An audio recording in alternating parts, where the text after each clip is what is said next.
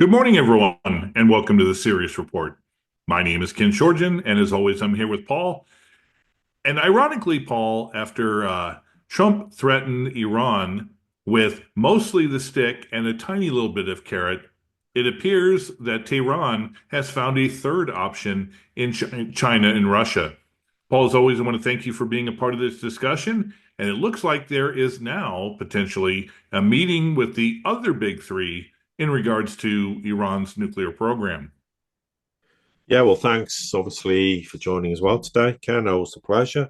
Yeah, the meeting happened today, so it's real between Russia, Iran, and China. But let's, before we get into that, discuss some of the background of why Trump is behaving the way he is. And it really stems from the fact, and this is a hangover from the Biden administration, where we saw these tit for tat. It wasn't exactly a war between Israel and Iran, but I'm going to bomb your country, then we're going to bomb you. And if sort of fizzled out, and there was this, I wouldn't call it a truce because it's far more than that, but basically, I think there was so much international pressure. But look, particularly telling the Iranians, do not, bomb Israel again, and the Israelis, uh, in terms of the damage they did to Iran, was pretty minimal anyway. But there's this extremely unhealthy relationship between the two nations. And Trump's basically going, well, I'm going to do everything to get Iran back in to the nuclear deal, which he foolishly was the reason it doesn't exist anymore, essentially, because he walked away from it during his first term, from getting absolutely appalling advice in that regard. And now he goes, we need it back. So I can then go to the Israelis and say, look, we have their nuclear program, whatever that might be, peaceful or otherwise, back under control. You don't need to worry about them as a nation. So then you're not going to suddenly get the urge to want to start a massive war in West Asia, because the United States absolutely doesn't want that under any way, shape, or form. So that's the basis for why Trump's come out and kind of trying to act rather tough and talked about all this maximum pressure nonsense that he's going to impose upon Iran to force them to comply with the US demands to, basically resurrect the JCPOA, call it JCPOA 2.0. And the fear is it's going to come with a whole bunch of caveats. And really, those caveats are trying to appease the fears and demands of the Israelis. And in essence, the Iranians have come out and gone, we're not interested. Frankly, we really don't care what you think. And I think Pezeshkian, who's probably seen as a very moderate Iranian president, came out and goes, do whatever the hell you like. We just don't care. We're not interested. And we're not in any way, shape, or form going to tolerate you bullying us and trying to tell us how we should conduct our affairs. And subsequently, of course, the Iranians have gone to their two biggest allies in the sense of Russia and China, and said, well, we're going to have consultations with regards to this nuclear program. So we're not going to roll over on the whim of what the United States want on behalf of Israel. We're just going to run into the arms of our two very trusted allies with whom we have very strong relations, and we have very extensive cooperation and agreements with them in every sector. And we're going to say to them, right, what can you do to help us to get around this problem? And that's sort of the nuts and bolts. We'll get into the detail, obviously, after Ken's sort of given his introduction on this, but that's the basis of what the problem is and why the Trump administration has jumped in 2 feet first with regards to Iran and Iran's nuclear program, because it all revolves around pacifying Israel to prevent the West Asia potentially burning to the ground with a massive war that could engulf the entire region. Yeah, see, if even if Israel wasn't a player in this whole scheme, the fact of the matter is go back to the 1950s. Iran cannot trust the United States in any capacity, whether it's the putting in the Shah, the uh, sanctions that occurred during the 1979, following the 1979 revolution. Then, of course, the pullback on the JCPOA.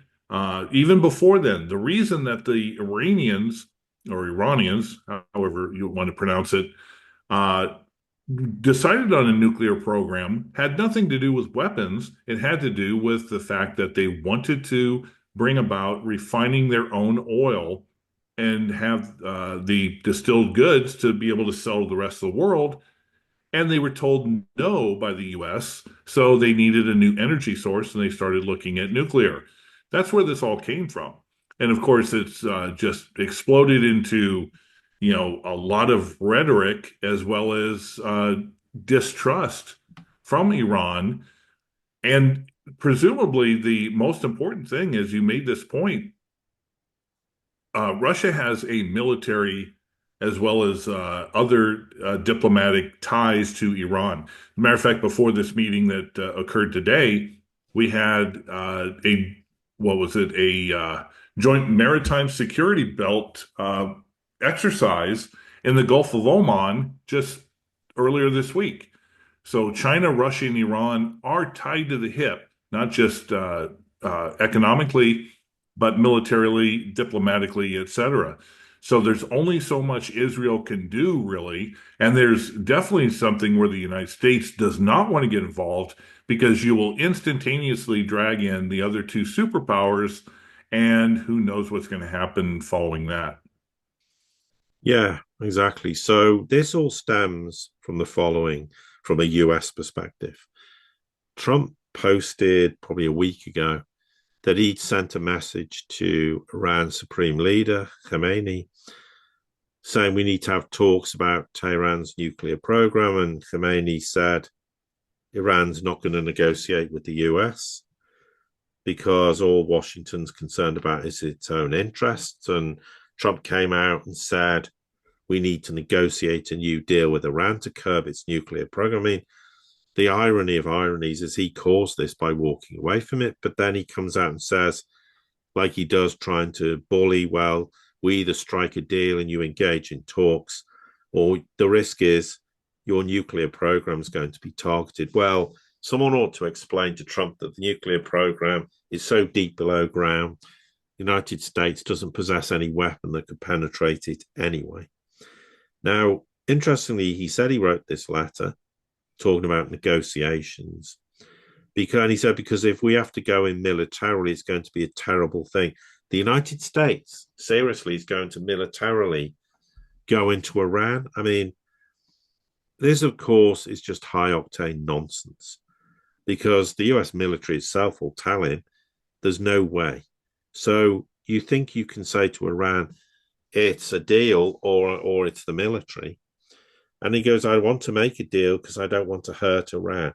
So he is threatening them. I mean, and he wants to isolate Iran economically. He wants to cut its oil exports to zero. They actually ended a sanctions waiver that allows Iraq to purchase electricity from Iran because Iran supplies about 35% of Iraq's gas and oil. I mean, and they said the decision to end Iraq's sanctions waiver because we don't want to allow Iran any degree of economic or financial relief. So before they've even had a chance to have any formal discussion about anything, whether they want to or otherwise, the Trump administration's already thrown the kitchen sink at them and going, we're going to cause this so-called maximum pressure. Now, it's interesting before we get into what the Chinese, the Iranians, the Russians discussed, that Russia discussed all the Iran nuclear deal, what Putin did with Trump, and they've had some discussions with the Europeans, and they discussed the failure of the JCPOA. The Russians said it should be restored based on the original, agreement that the US dropped. The Europeans, I think, seem to be in favor of that. So this would be the original deal endorsed by the Security Council in Iran. But there is a belief, and Lavrov confirmed this in a recent interview he did with, amongst others, Napolitano. I can't remember. I think Larry Johnson was one of them, where he said, though, there's a fear and there's a worry that the United States wants to demand that Iran refrains from supporting certain groups in the Middle East as well for this deal. I mean, and, that there needs to be some verifiable arrangement for Iran not to support groups in Iraq, Lebanon, Syria, and everywhere. And the Russians again, this is just not going to wash, because you can't say to every other country you can have influence in the region, but Iran, you're not allowed to do this. So the Russians clearly are going, this is not going to work. And therefore, there was clearly this idea, well, we need to have consultation with the Russians and the Chinese so we've got someone batting in our corner to go, hang on a minute, America, it's not as simple as that. You can't go around threatening Iran, and we're going to do something to support them in this regard. So this is a huge indication of how the world's changing. It's a development you would never have seen historically previously. And it's really effectively the two biggest nations in the multipolar world going, no, this is not happening. We're not going to allow you to do this. And therefore, we're going to hold consultations. And yeah, it does come on the back of these military, maritime drills the three countries held recently.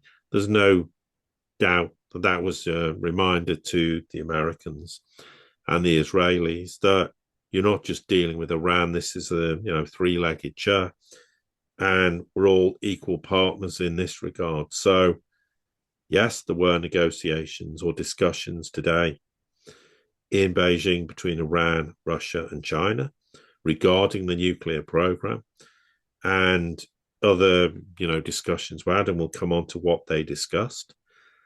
They also want to hold consultations with European countries who were in the previous agreement, and to try and find ways to get everyone else on board and saying, look, we can have a nuclear program, we can revisit the JCPOA, and in this time around, you're going to actually lift all the sanctions. They're actually illegal on Iran anyway. I mean, irrespective of whether we agree or disagree, Iran asserts its nuclear program is peaceful. Many countries will beg to differ, but they're adamant that's the case, and they're happy to have nuclear inspectors to go in and ascertain that's the case. The problem is, though, they have gradually, since Trump walked away from the JCPOA, increased their enrichment level to the point you could argue they're on the threshold of having, and I stress, the capability of producing nuclear weapons. That is a far cry from them actually having nuclear weapons. So I'll stop there, and then obviously we'll talk about what the fallout of this meeting was that they had today. Yeah, the only thing I would add to that is the Iran, China, and Russia, they have a mutual partnership in the fact that they are a gathering of nations that are either sanctioned or under U.S. punitive measures. So it's not like the U.S. is coming in there with any leverage. They already have been putting pressure on these countries that are demanding a removal of this. So what are you going to do? What more can the United States threaten with? And I would not be surprised, especially in light of the work towards being done towards the Belt and Road, the work being towards the North-South corridor, Iran and Russia, that going forward, if Trump is going to go ahead and use the threat of going after their ships, energy, et cetera, that we wouldn't start seeing military convoy escorts to a lot of the oil tankers, whether it's even Russia in regards to the Ukraine conflict or Iran in regards to any potential threats that come from the US, Europe, et cetera. Yeah, exactly. So, I mean, it's not, again, it's one of those situations. It's extremely complicated. And the US is thinking we can just go and threaten Iran. And what, we're going to go to a war with Iran ourselves? I mean, do they not realize how bad the optics look? I mean, okay, you can say it's just they're trying to force Iran and call their bluff and make them capitulate. Iran's not going to capitulate because it knows if the United States goes to war with them, what's going to happen? The United States' entire bases in the region will be destroyed almost immediately. Any maritime presence will be destroyed, and there's still a hangover from that, from the whole Israel, Gaza, Hamas war that's ongoing. Although there is a ceasefire which largely seems to be holding in place, not exactly, but we're not here to discuss that. But the point is, that's what the United States is facing up to. So, what came out of the fallout of this meeting? Well, people can say, well, it's a lot of words and who cares? No, I mean, but what it basically means is the two nuclear powers in the world, Russia being the biggest one, have basically thrown their weight behind the Iranians and gone, there is a need to end all illegal unilateral sanctions. Then we have to sit down and resolve all the root causes why there is all these problems. So abandon sanctions, all the threats of force, and tellingly, of course, China and Russia and Iran reaffirmed the importance of UN Security Council resolution, which is 2231. Now, for anyone who isn't aware of that, that is the endorsement of the JCPOA, or the Joint Comprehensive Plan of Action, with respect to Iran's nuclear program. So they still regard that as being in place, which actually it is. The fact the US walked away from it is largely irrelevant.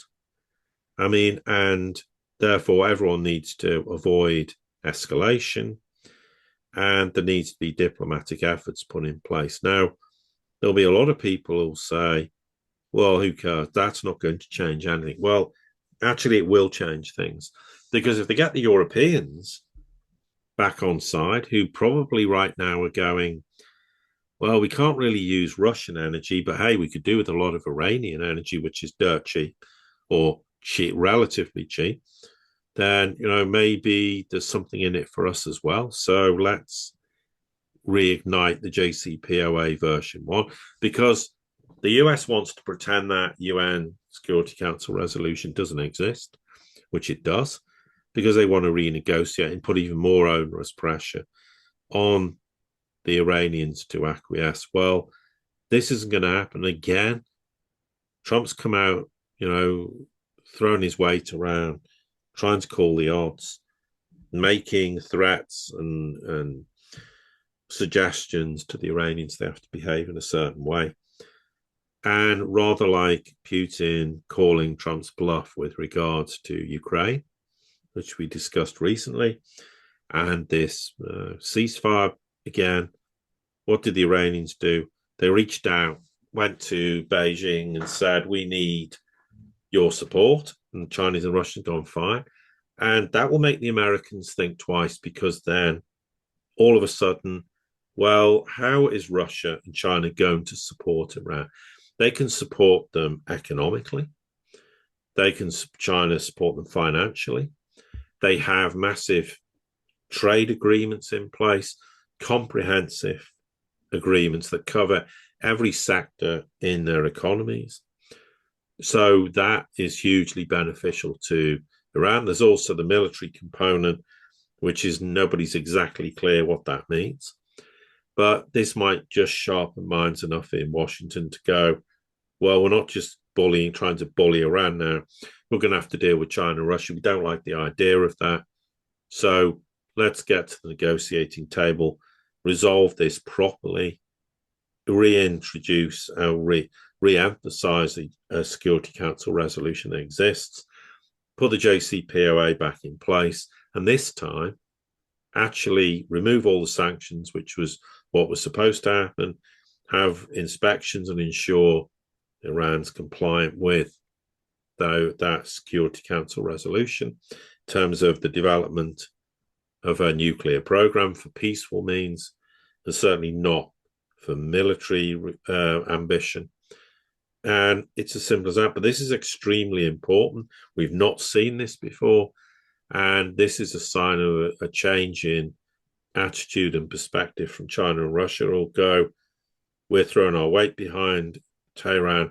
We're going to do all we can to protect their interests and get the United States to agree to the very thing they walked away from, which they should never have done, and stop trying to up the ante and threaten Iran just because you feel like you have to do the bidding of the Israelis, and yes, in one sense, absolutely stop the risk of a massive escalation in West Asia.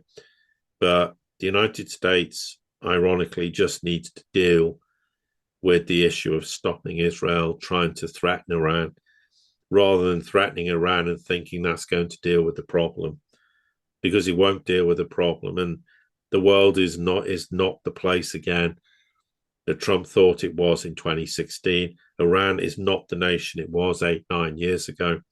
And their relationship with China and Russia is stronger than it's ever been. So take that into account and stop this kind of hegemonic bullying behavior that, as Pozeskin said, do what the hell you like, meaning we don't care because in the end, you'll be the one who'll come out a lot weaker. And again, this is another thing that could totally upend Trump's presidency if it goes spectacularly wrong. And he's a president who talks about, I don't want wars. Well, imagine he starts a war with Iran. What does he think the rest of the world's going to perceive the United States to be if that happens? Yeah, exactly. Especially just a few years after the Afghanistan debacle. Anyway, Paul, were there any other points that you wanted to add to this? No, I think that's fine. Yeah, I think we covered quite a bit, especially the important things. Paul, as always, thank you very much for your insight and for being a part of this discussion. Yes, and likewise. And to everybody here at the Sirius Report community, thank you for your support. Don't forget to like, share, subscribe, comment, send this out to anybody you think it might be important to. And until the next time we get together, have a great day.